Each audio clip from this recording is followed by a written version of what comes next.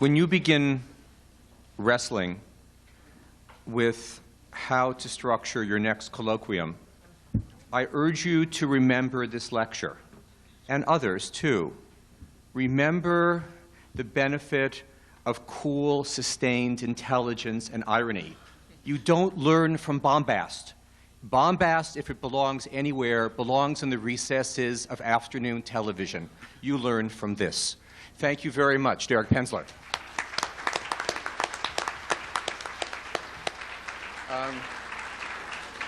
Ada. Derek, I want to congratulate you on a beautiful presentation, which I really enjoyed tremendously.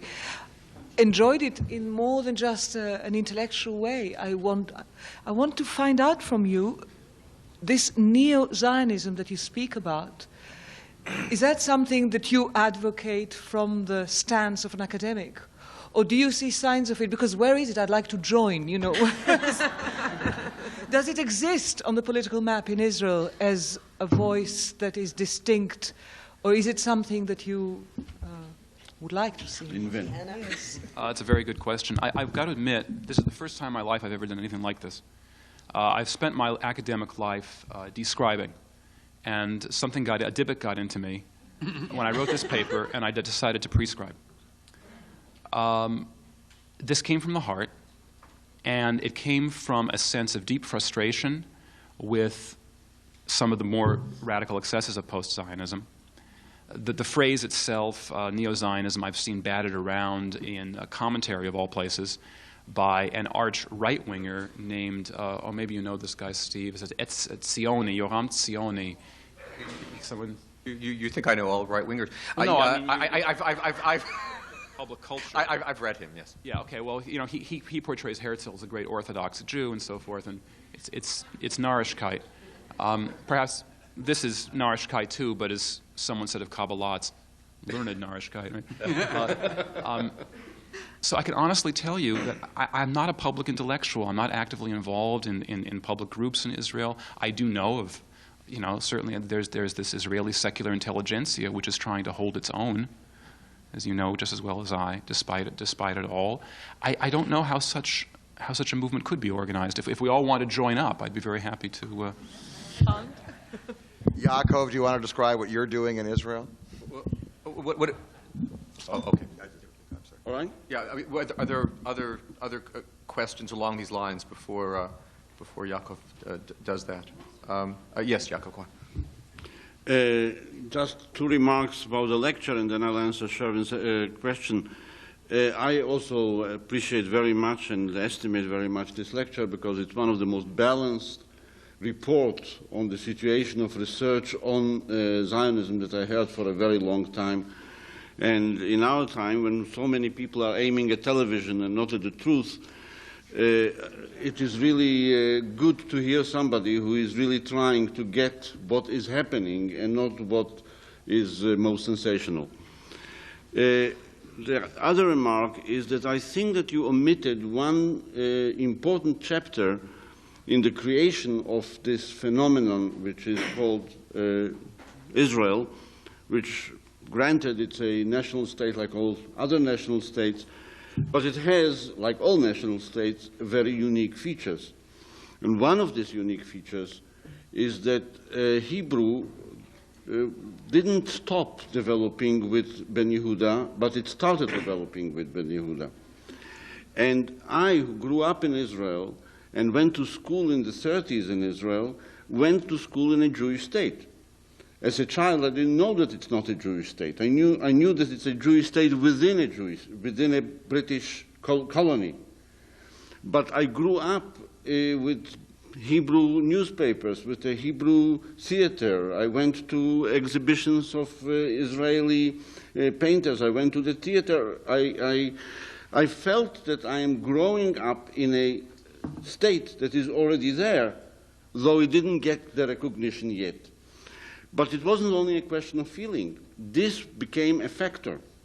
The cultural development of Israel, of secular Zionist Israel, became one of the main factors that enabled the defense war of 1948, because with all the other wars maybe somebody has a quarrel or a doubt, but there's no question about it that there was a question of either agreeing or not agreeing to the proposition of starting two states, an Arab and a Jewish state, and one nation didn't agree and one nation did agree, and therefore there was a war. As far as neo-Zionism, or what is really happening now in Israel as far as the attempt to continue this process that I think Anita Shapira described very well in Cherev Hayonah, in the Sword of the Dove. We are fighting a very, very maybe dangerous battle against religious political parties, not against religion, against religious political parties. Two kinds of religious political parties. Those who turned religion into a racist nationalism which aims at a transfer of all the Arab population to Transjordan with various names, but this is what they want. They want to drive out all the Arabs and to have all this country as a national country of the Jews. And they are very, very dangerous because part of them are in power now. And the other kind of dangerous religious anti-Zionist parties who are building a parasitical, growing establishment of education of hundreds of thousands of people. Hundreds of thousands of people, not very much in a country of 6 million, but still it's quite dangerous, who depend completely on this establishment. People who study in yeshivas and don't work and cannot work because they are not trained to work, and therefore they are dependent on the Roshei yeshivas, on the heads of the yeshivas, and they become like an army for any electoral campaign. And they are anti-Zionist. They are anti-Zionist in declaration, they are anti-Zionist in ideology, they are anti-Zionist in action, because they do not take part in the building or in the defending or the defense of this country. Now, the fight against these two political blocs cannot be done only on a political level. It is done by some parties who believe that it's more important to fight them than to have a coalition. But most parties need a coalition, because without a coalition you cannot be in power. So the tragic political situation is that most parties ally themselves with these dangerous enemies of Zionism and enemies of Israel, Jewish enemies of Israel. So what is left to do is to continue this other factor, the cultural factor, that developed and enabled the state of Israel. And this is the secular Jewish culture, which, as you quoted from Bel Katzenelson, is connected with the past, but not subdued by the past, is trying to make the past part of our actual culture, because we are educating from the present to the past and not from the past to the present. We are educating to a pluralistic Judaism because Judaism is pluralistic. We are not propagating a revolution in Judaism, offering Judaism to become pluralistic. We are discovering the pluralism which exists in Judaism, not only today, but also in the Middle Ages, in the Renaissance, in the Hellenistic period, which is called the Talmudic period for some reason, but the Talmud was only one part of the Hellenistic period, in the biblical period in which monotheism lived side by side with polytheism within the Jewish nation. I mean, the revealing, the discovering, the demythologizing of Jewish history is part of this basis for an education to recognize ourselves. And since we are part of a pluralistic Jewish nation in which secular Judaism is the absolute majority in Israel, 80% of the vote is always going to secular parties, since we are the majority that keeps this country going from a cultural point of view, from a military point of view, from an economic point of view. It is so important that ideas like yours, which will enable to marry the cultural movement together with the political movement, will become known not only in Israel but also in other places. Before I call on Ada and then perhaps ask Derek to respond, I was actually somewhat surprised by Ada's question to the extent to which it seems to me there are a significant number of public intellectuals, literary figures who perhaps haven't called themselves this, and of course people like us don't join movements. It's hard to get us away from our writing desks. But David Grossman, Meir Shalev, Moshe Habertal, in the religious community, Aleph Bet Yehoshua's new novel about a spiritual quest of an Israeli in India. It's an extraordinary novel. And Menachem Brinker and many other names that you're so familiar with. So it seems to me that, though I think Derek has coined a splendid term, in many ways this does represent a very significant voice, as you know. I meant specifically the political expression of this. Yeah, that we think that, I know. Right. I think the term neo-Zionism, which one doesn't hear, whereas one does hear post-Zionism as a, would have been a... But my one question to you, Yaakov, and this arises, Lois and I have had this conversation, and partly what I'm saying has come out of our discussion together. Again, I am so much in sympathy with what you're saying, but there is a point at which it seems to me your platform is based on a flaw, in as much as you keep saying that you are out to reveal, to expose the pluralism that is inherent in the Jewish tradition. And I cannot see that. I can see that there is a plurality within Judaism, but I cannot see that there is a pluralism as a platform. In other words, each one of these Jewish groups, circles, schools that you rightly record coexisted with one another did not advocate that the others have a right to be. It advocated that the others should be extinguished in much the same way as, so this attempt to expose the truth of the past seems to me to be reading lies into the past in much the same way as the people you're trying to debunk are doing. Now Yaakov, I'm sure you have a good deal to say in response, and I don't want to stop you, but what if Ari makes a comment, perhaps then Derek responds to the various comments that were made, or perhaps Ari and then Yehuda, Derek, and then we come back to you. Maybe You see, I'm enjoying this authority. Darling. You handle it so well.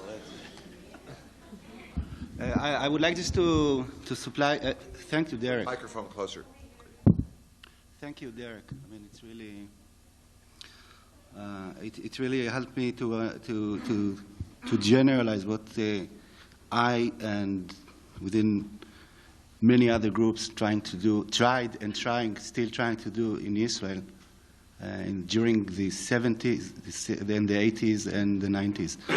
I like maybe just to add. I mean, I'm a text person. Just to add some sources to the quotes, to two quotes that you gave.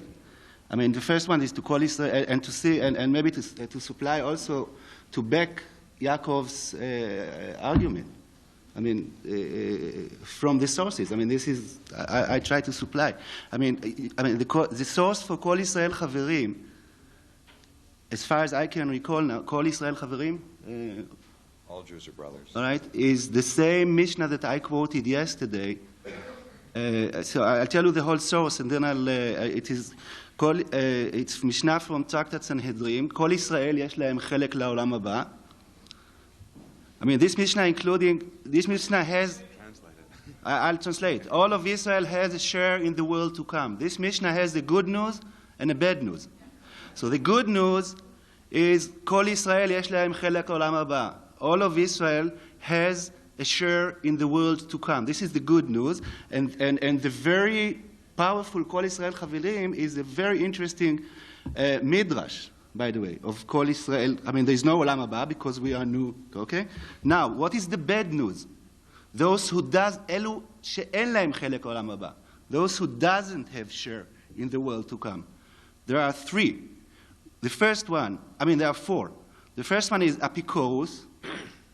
Epicurus, it means That's us. all of you. Maybe there are some righteous in this Sodom, okay?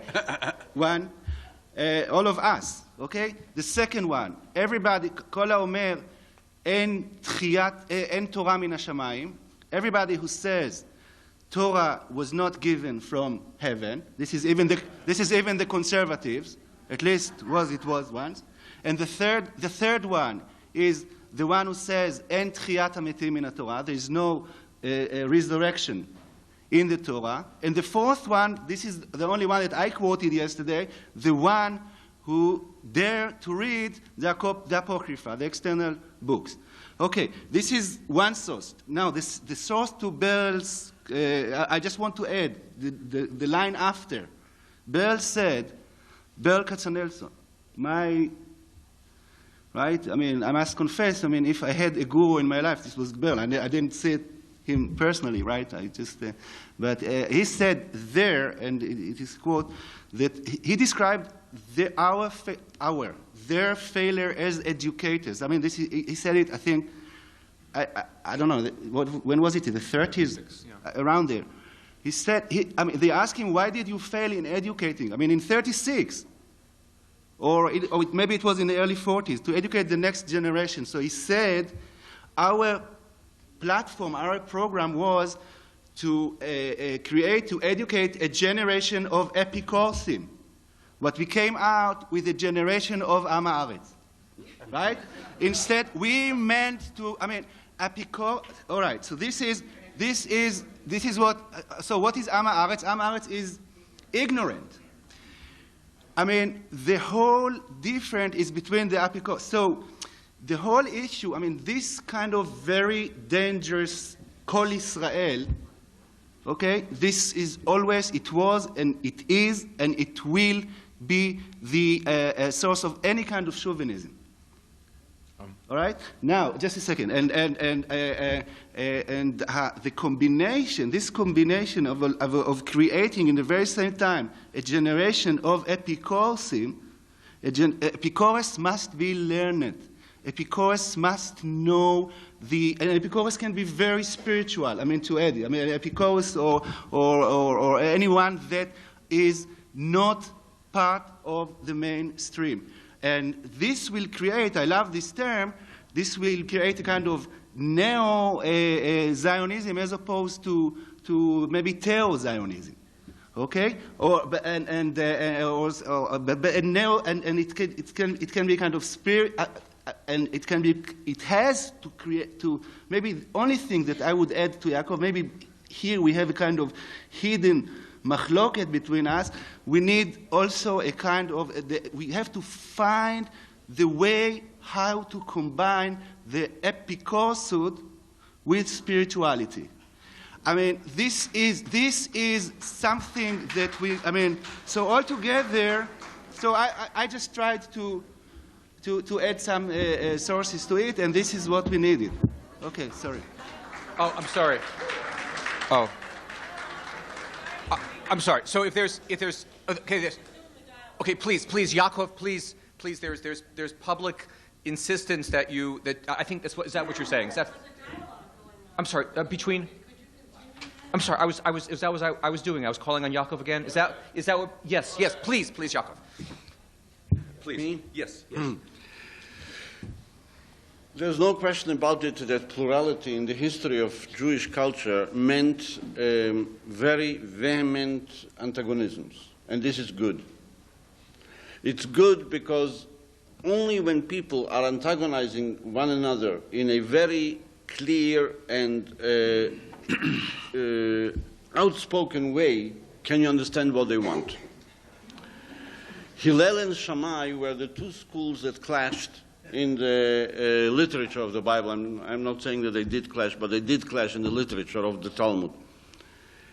The saying, Elu ve'elu divrei Elohim chayim, those and those are the words of the living God, is a very revolutionary dialectical saying. It means that though these people oppose each other vehemently and negate each other completely, and even have real rows and violent rows, that they were hitting each other, so much did they hate what the others thought about some posuk in the Talmud, both express the living God. This is a revolutionary idea and a pluralism in the Talmud. Now, there were many people who were against this pluralism. So again, plurality included pluralism and the opposing of pluralism. What I am trying to do, and what so many of our friends are trying to do, and what Aryeh Lon and Yehuda Bauer and others are trying to do in Israel, is to create a discipline which will teach Judaism as a culture, taking into account that our approach is approach of pluralism, in other words, that I accept everybody who believes in anything to participate together with us in this discussion, except for racist and immoral or anti-moral people. But through this system of study, we will recognize and discover the plurality. Pluralism, I'm not saying that Moses and Aaron, when they were fighting each other about the calf, were pluralists in my sense. Of course not. But I'm saying that through a method of studying of Judaism as a monolithic trend or a monolithic religion, you do not discover this difference between them. So pluralism is a principle of living together with people who do not believe what I believe, but can live together in one nation, in one academy, in one system of study, and through this system to discover the plurality that existed in all our cultures. And now just one remark about spirituality. As I explained in my lecture about mythology, I do not believe that there is such a thing as culture that is based only on rational thinking and on rational science. I believe that all scientific truths are temporary, because science is a research, is an ongoing research, like history is an ongoing research, and every age, or even sometimes every year, discovers new things, and things change. It is very important and it is essential to take rationalism as a way of analyzing, of thinking, of arguing, of criticizing.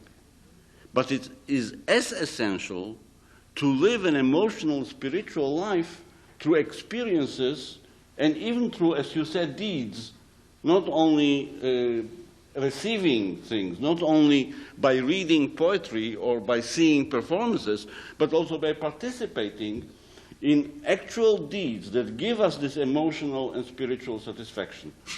Therefore, on this thing, I am 100% with Ari, and I believe that spirituality in this sense is part of our culture. It was always part of our culture, and there's no reason why it should stop being part of our culture.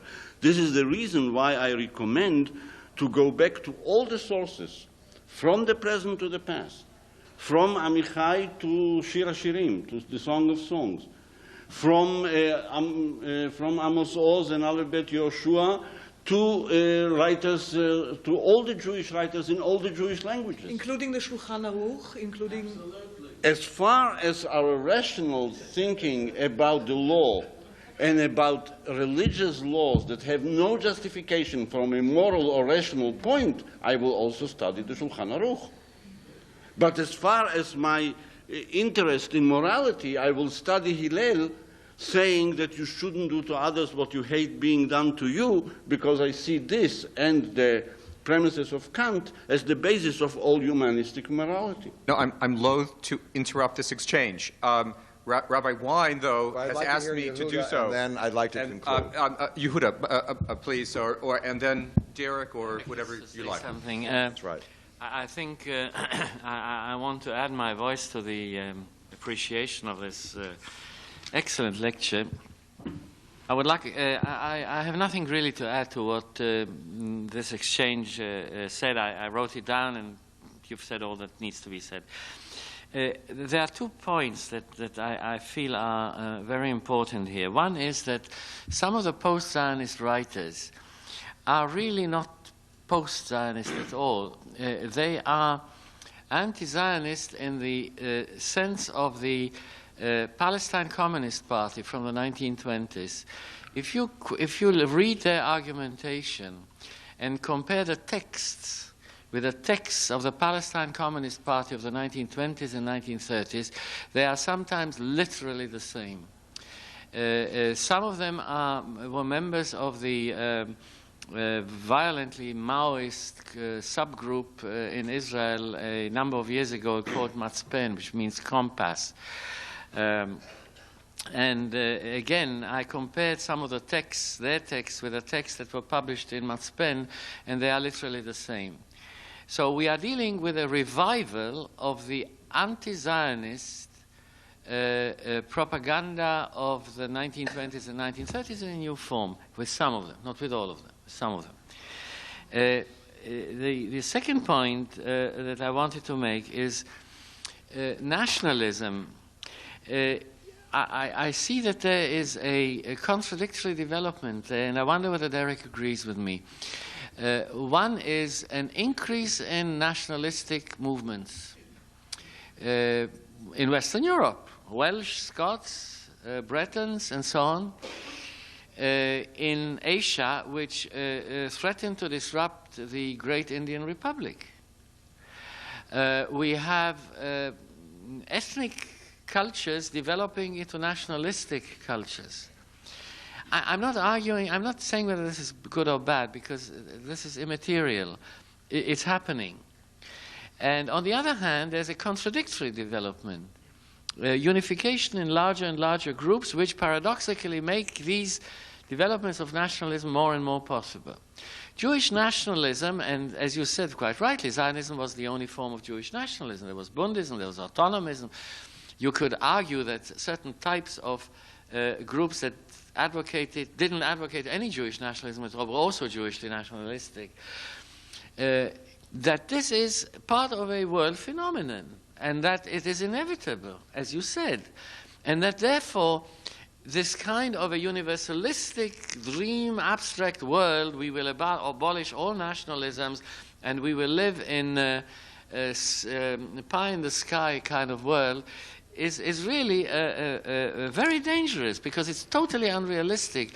And the only way that we can make Israel, amongst other places, realize the limitations that it has to put on itself is by combining a recognition of the national or ethnic specificity of the Jewish people with a desire to equality, at least in principle, amongst the different nationalities in a world that has both a trend towards the expression of national identity on the one hand and a desire to move towards larger unities on the other hand. Well, I can't respond to all of that, especially since it's lunchtime, but I'll make just a couple of remarks. First is about secular Hebrew culture in the State of Israel. The great advantage, of course, that an organization like this would have in the State of Israel is the accessibility of the classical Hebrew culture through the modern Hebrew language, because despite my talk about the artificiality in some ways of the modern Hebrew language, it does connect all who speak it well, all who are well educated. It does connect them. It's a node of access, as it were, to the Jewish sources, which frankly most people in this country don't have. I would question, and I know this might unsettle some people, I do wonder, though, if perhaps it might be better for that wonderful Hebraic tradition to also be couched within a somewhat more traditional theistic framework, because of the power, the very powerful evocative force, even for many Israelis who have become secular, who are moving back towards something else, the power of the Siddur, the power of the prayer book, the power of the invocation of God, the mystical and mantric quality of so much of Hebrew prayer, the synagogue framework and so forth. I know that I'm sounding like a Reconstructionist, and I suppose it's because I am a Reconstructionist in some ways. I'm just throwing that out. Second, about this whole issue of pluralism versus plurality, it's true. Traditional Jewish society was not pluralistic, nor was it democratic. The fact is, traditional Christian society was not pluralist, nor was it democratic. Christianity has managed to survive reasonably well into the 20th century, despite pluralism and despite democracy. And we can't start talking about fundamentalist Christianity here and its threat that it poses. But still, the fact is that Judaism and Christianity alike have had to undergo sea changes. And just as biblical ancient Israelite religion was so different from rabbinic Judaism. I mean, we're talking about quantum leaps. Remember in my talk, I warned against linear thinking.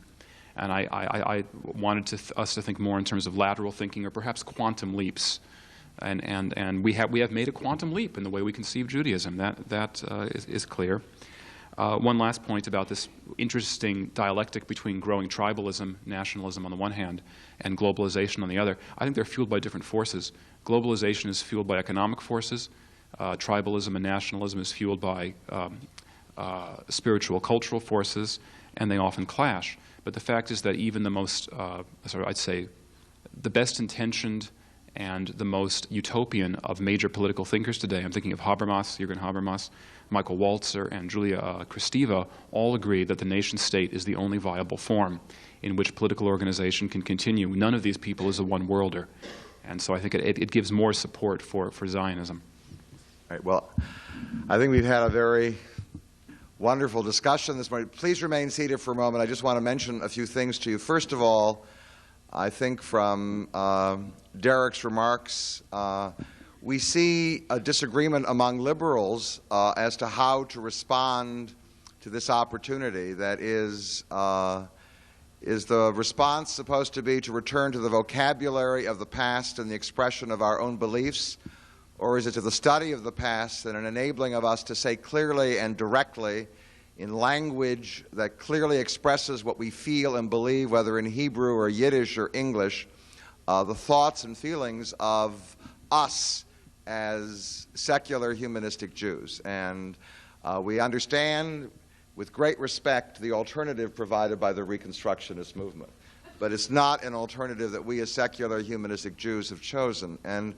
But that dialogue has to continue because it's part of the dialogue in Israel, it's part of our dialogue. And I do want to say, whether you're a Reconstructionist or a secular humanistic Jew, you need lunch. So wait a minute. Before you do that, I have one note of business, and I have a request of our presenters, to make of our presenters. This is passed along to me from a number of our audience participants.